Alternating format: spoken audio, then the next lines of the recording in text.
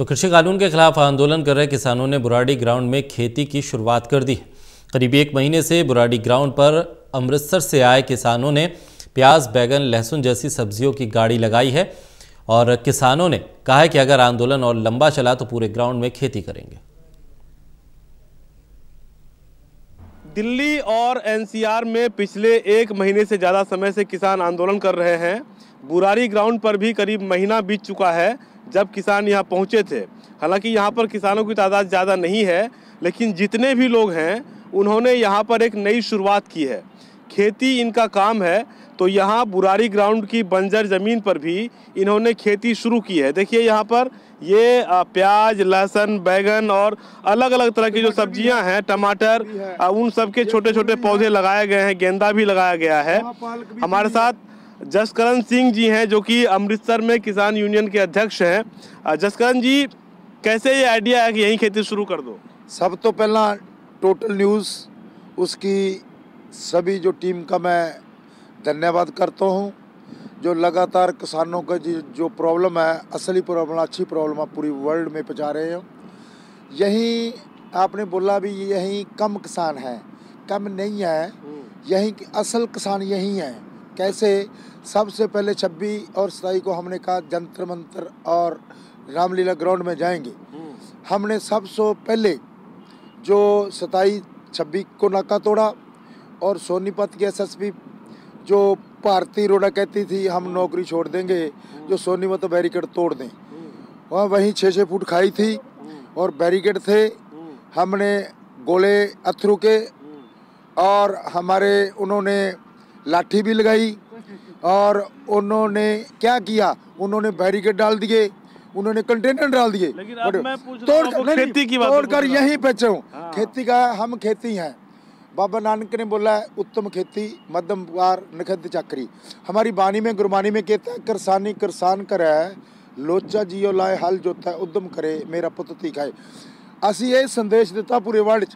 मोदी साहब 3 काले कानून को लाकर ऑर्डिनेंस लाया और ऑर्डिनेंस से रुका नहीं, उसके बाद उन्होंने 3 काले कानून बना दिए।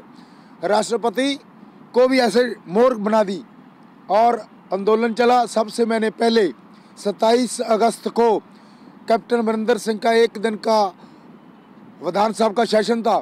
सबसे पहले दिन मैं कैप्टन अमरिंदर सिंह को बोला इसको रद्द करो, उन्होंने रद्द नहीं की, हमको गिरफ्तार करिए। चंडीगढ़ में हम पहले गिरफ्तारी दी।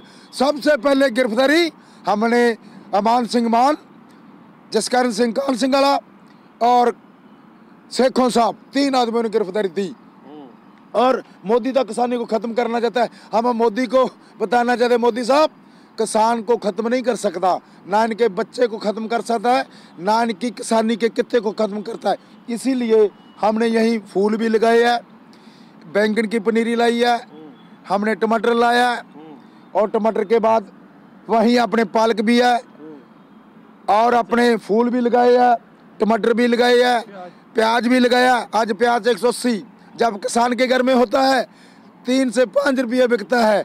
जब ये व्यापारी किसान को लूट लेता है फिर 180 रुपये प्याज में मंडी जात पर जाए 180 रुपये प्याज बिक रहा है। जब किसान के घर में लहसुन होता है 15 से 25 बिकता है। जब आपके पास आता है फिर 225 है। जब किसान के घर में गेहूँ होता है, जब गेहूँ होता तो 1700-1800 बिकता है।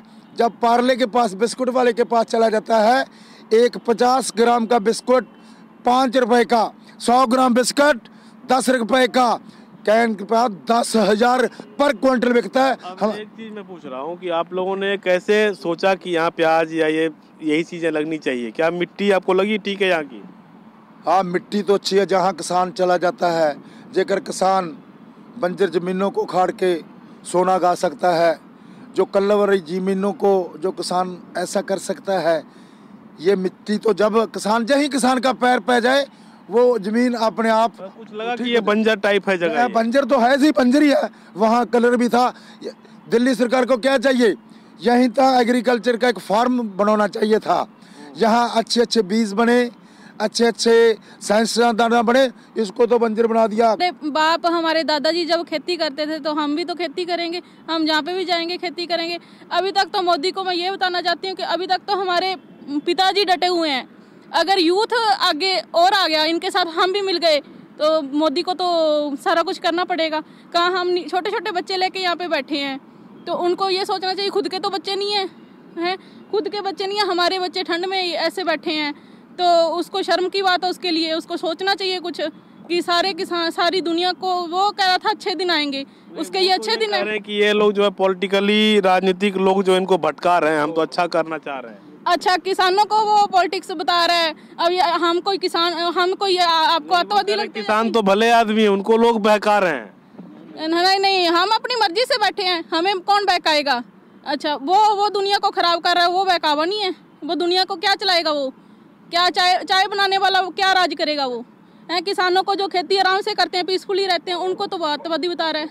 और वो तो देख सकते हैं कि यहाँ पर जो खेती है वो शुरू की गई है। हालांकि एक शुरुआत है और ये कई एकड़ों में खेती करते हैं, तो ये इनके लिए एक नमूने की तरह है। लेकिन ये कह रहे हैं कि अगर हमारी बीवी भी खेती करेगी, अगर ये आंदोलन लंबा चला तो ये पूरा जो ग्राउंड है इसे पूरी तरह से फसल से बोया जाएगा और यहाँ पर फसल लहलाने की जो खेतों में जो नज़ारा होता है वो नज़ारा यहाँ भी तैयार किया जाएगा। लेकिन ये एक सवाल है, हालांकि इनका चूंकि ये पेशा है तो ये खेती करने लगे, लेकिन ये सवाल है कि क्या वाकई ये जो ग्राउंड, ये बंजर ग्राउंड था, यहाँ पर हरियाली आएगी या फिर किसान, सरकार इनकी मांगे मानेगी और किसान वापस जाएंगे। बुराड़ी ग्राउंड से मैं विश्वजीत झा, टोटल न्यूज़, दिल्ली।